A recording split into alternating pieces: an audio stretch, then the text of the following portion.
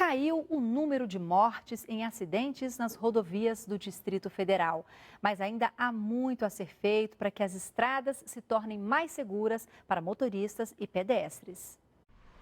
O Distrito Federal tem quase 1.500 quilômetros de rodovias. Uma delas é a DF-003, conhecida como Estrada Parque Indústria e Abastecimento, ou EPIA. Há também a DF-002, mais conhecida como Eixão. A maior parte delas passa por áreas urbanas, o que aumenta o risco de acidentes. De janeiro a novembro de 2014, 177 pessoas perderam a vida nas rodovias do DF. No ano passado, no mesmo período, esse número caiu quase 30%. A DF-001, ou Estrada Parque Contorno, foi a mais violenta em 2015, com 16 vítimas fatais. Em seguida, vem a DF-003, a EPIA. 10 pessoas morreram em acidentes nesta via no mesmo ano. Os órgãos de segurança do DF atribuem a redução de mortes nas rodovias ao reforço na fiscalização, às campanhas de educação e ao investimento em engenharia de tráfego. Ainda assim, para motoristas e pedestres, o trânsito nessas vias está longe de ser considerado seguro. As condições de segurança não são das melhores. Muitos buracos na pista, entendeu? Muitas ultrapassagens também indevidas. Mas a pista em si não tem uma segurança total. Precisa melhorar muito com o advento das chuvas, né? Aumentou demais. Eu acho que a qualidade do asfalto é muito ruim, porque não era para estar do jeito que está. Hoje as rodovias que trazem o maior número de mortes são a EPIA e a EPCT, Estrada Parque Contorno. Duas rodovias longas e que têm permanentemente tido um acompanhamento da área de fiscalização para que nós reduzamos o número de acidentes, principalmente aqueles com maior gravidade. Em 2016, o governo do DF pretende investir nas rodovias mais de 300 milhões de reais. Entre as principais obras previstas está a construção de ciclovias na EPIA, na Estrada Parque Taguatinga e na DF-001. E ainda a construção do trevo de triagem norte e a terceira pista entre o Balão do Torto e do Colorado, obra que está há um ano parada. Pois é, o número de mortes nas rodovias caiu, mas os acidentes continuam causando grandes prejuízos aos envolvidos. O governo do DF e uma empresa de transporte público foram condenados a pagar uma indenização de R$ 7.000 a uma passageira. Ela fraturou 2 vértebras depois que o motorista do ônibus passou correndo por um quebra-molas. A decisão do Tribunal de Justiça foi unânime. Para falar sobre o assunto, convidamos o advogado Rodrigo Francelino, que é professor de Direito do Consumidor. Boa tarde, doutor Rodrigo, muito obrigado pela sua participação. Natália.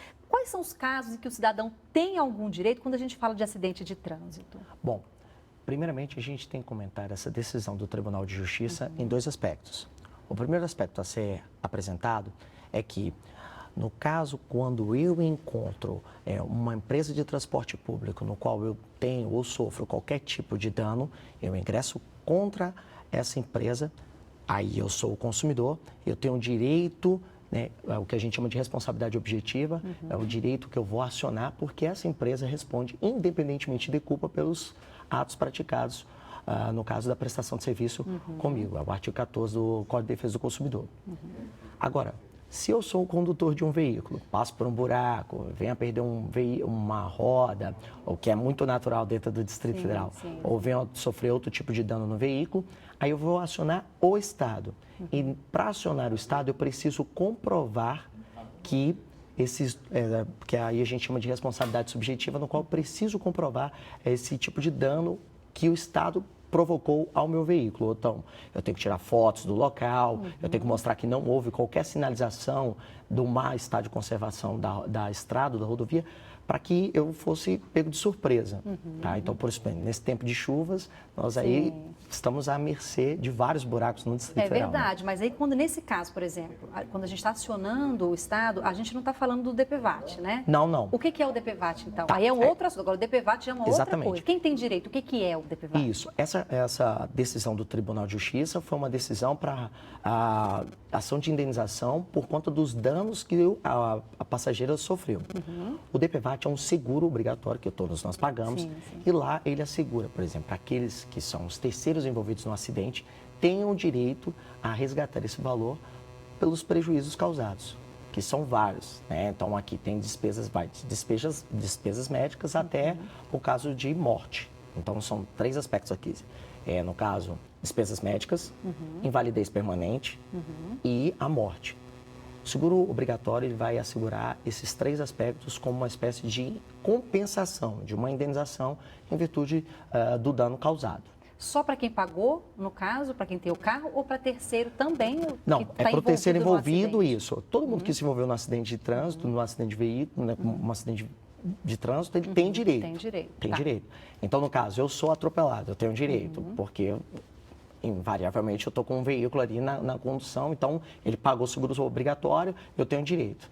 Então, é nesse aspecto aqui que as pessoas fiquem atentos, porque Sim, eles têm verdade. direito. Essa passageira, por exemplo, ela tem direito. Também ao DPVAT, além dos outros. Aí é muito fácil, é só a gente entrar no site, né, do DPVAT, você consegue todas as informações. E eu agradeço muito a sua participação, doutor Rodrigo. Muito obrigada. Por nada, eu que estou aqui à disposição. Muito obrigado.